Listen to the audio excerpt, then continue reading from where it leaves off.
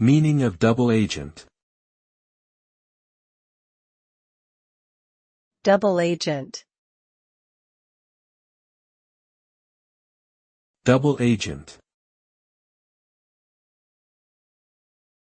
Double agent. Double agent. A double agent is a person who pretends to work for one organization while actually working for another.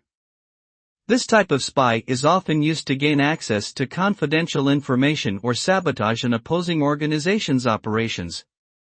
Double agents are highly valued by intelligence agencies because they can provide valuable inside information about the plans and activities of the enemy.